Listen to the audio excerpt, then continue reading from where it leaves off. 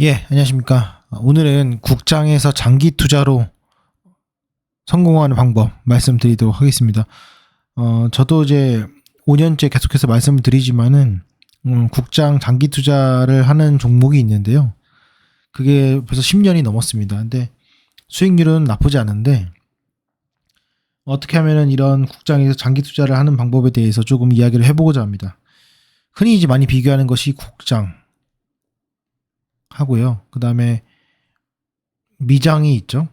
미장은 뭐 장기 투자하면 된다, 뭐 여러 가지 이유가 있겠지만은 국장은 이제 장기 투자의 난이도가 상당히 높습니다. 왜 그러냐면은 여러 가지 상법 개정의 최근 내용도 그렇겠지만은 이 상속세도 상당히 크고 이 2세, 3세 경영으로 물려주거나 홀딩스 하거나 뭐 인적 분할이 아니라 뭐 인적 분할도 뭐 홀딩스 개념의 인적 분할 또는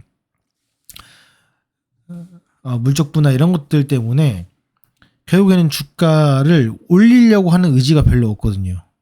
일단 이 올리려는 의지가 별로 없어요.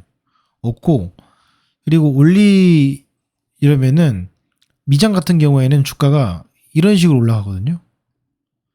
이런 식으로 올라가는데 국장은 올라가더라도 뭐 이딴 식으로 올라갑니다.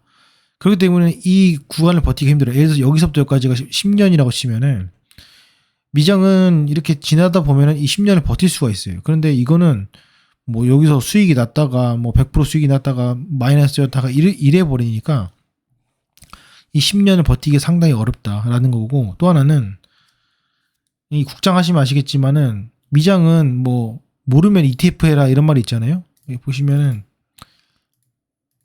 뭐 국장 보세요. 보시면은 뭐 ETF가 무슨 몇 말입니까? 이거 지금 보면은 이거 2015년, 25년이잖아요. 10년 지났죠.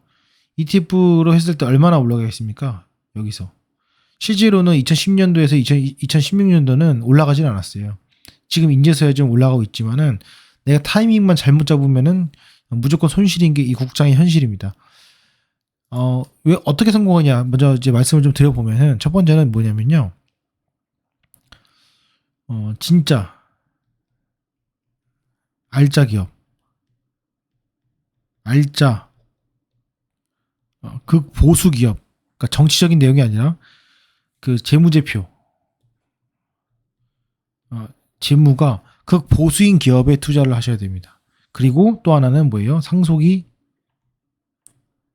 마감이 된 마무리 단계인데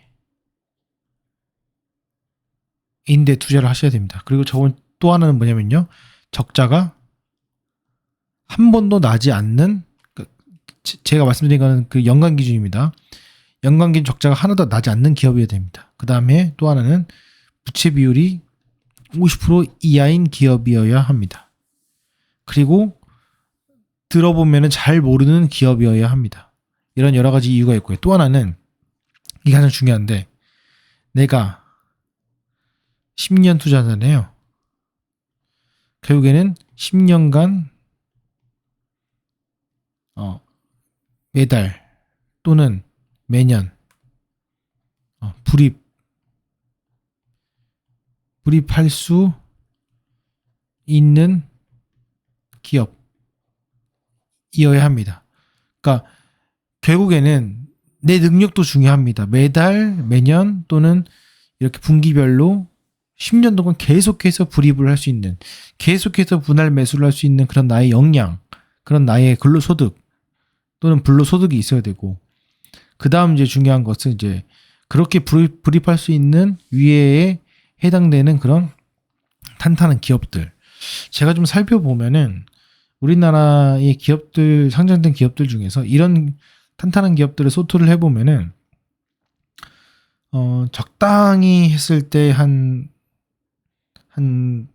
시가총액 전체 다 해가지고 한 150개 정도, 그 정도 검색이 됩니다. 근데 여기서 말씀드린 장기 투자는 뭐가 다 빠져야 되냐면 이 기술적 분석이 다 빠져야 됩니다. 이게 다 배제된 상태에서 결과적으로 장기 투자로 계속해서 가야 되기 때문에 내가 매월마다 불입하는 거 사실은 생각보다는 그렇게 매달 투자하는 건 좀 저는 잦다고 생각하거든요. 한 분기 한 번 정도 분기 한 번 정도 이번 분기 어제 산 것보다 싸다? 그러면 사고 아니면 안 사고 이런 방식으로 투자를 하시고 결국에 10년 정도면 어떤 하나의 사이클이 나오기 때문에 결국에는 내가 장기 투자를 했을 때 승리를 할 수 있다라는 것들을 말씀을 좀 드려보고 싶습니다.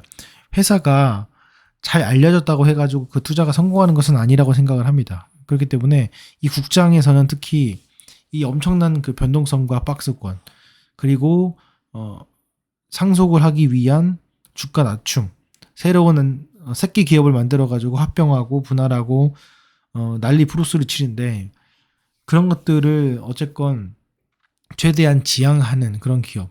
그러면 어떻게 보면은 극보수적인 기업, 회사의 마인드가 극보수적인 기업들이 저는 개인적으로는 알짜다. 또 하나 더 말씀을 드려보면은 오너들이 중요한 내용입니다. 오너들이 결국에는 일을 해야 됩니다. 오너들이 일을 안 하는 기업들, 그리고 또 하나는 오너들이 딴짓하는 기업들은 물론 그게 단기적으로 올라갈 수 있고 그 돈을 벌어가지고 뭐 사옥을 짓고 여러 가지 뭐 할 수 있겠지만은 돈을 허투루 쓰지 않고 돈을 꾸준히 모아놓고 꾸준히 모아놓은 돈으로 아껴 쓰고 투자하고 부채 비율 조절하고 영업이익 나오고 이런들 어떻게 보면 강소기업이라고 함이 좋고 뭐 히든 챔피언이라고 했잖아요. 그런 기업들 위주로 투자를 해보시는 것이 상당히 좋지 않을까라는 생각으로 좀 말씀을 드려봅니다. 근데 그런 기업들은 또 장점이자 약점인 게 뭐냐면은 이 사업의 구성 자체가 상당히 뭐냐면은 알짜입니다. 알짜. 그 사업이 애매한 거예요. 뭔가 애매하기 때문에 그 사업이 어떤 그 애매한 포지션을 잡고 있어가지고 그 회사가 어떻게 보면은 속된 말로 꿀을 빨고 있는 그런 사업이 있고요. 그리고 그런 사업은 어떻게 알 수 있냐면은 결국에 ROE 자체가 또는 영업이익률이 동종업계 대비 높은 경우가 상당히 많습니다. 높고 또 하나는 적어도 몇 프로 이상? 이 10% 이상은 되졌을 때 그 기업이 상당히 잘 나가고 연말에 선거급도 잘 주고 저는 그렇다고 생각이 들거든요. 그러니까 여러분들 이제 국장에 대해서 장기 투자를 할 수 있습니다. 어떤 관점이냐면 지금 은행 금리 뭐 3% 주잖아요. 1년 동안 투자해봤자 3% 이자 때문에 15.4% 때문에 얼마 안 됩니다. 그런데 조금 더 소액이라도 장기 투자에 대한 개념으로 이렇게 쌓아 나간다면은 이런 기업들을 참고하셔가지고 투자하시면은 제 생각에 좋은 결과 있지 않을까 생각이 됩니다. 연 뭐 100만 원도 좋고요. 연 뭐 400만 원, 500만 원, 뭐 연 500만 원 정도만 투자한다고 했을 때 10년 뒤에 그래도 어느 정도 목돈은 만져볼 수 있지 않을까 이런 생각을 해봅니다. 나중에 제가 시간이 되면은 저희 멤버십 하시는 분들 통해 가지고 이런 종목들은 장기 투자하면 좋지 않을까요? 라는 그런 제안도 한번 해보려고 하고 있습니다. 그러니까 그 점 참고하셔가지고 여러분 투자하시는데 좀 도움이 됐으면 좋겠고 뭐 국장이 장투하면은 물론 어려운 건 맞습니다. 예, 미장보다 어렵죠. 그런데 그와 반대로 또 다른 장점들이 있어요. 그러니까 그런 장점들에 대해서도 나중에 또 소개를 드릴 테니까 이 점 참고해 보시기를 바라겠습니다. 추가적으로 궁금한 사항 있으시면은 댓글 달아주시고 도움이 되셨다면 구독이나 좋아요도 해주시면 감사하겠습니다. 예, 마치도록 하겠습니다. 감사합니다.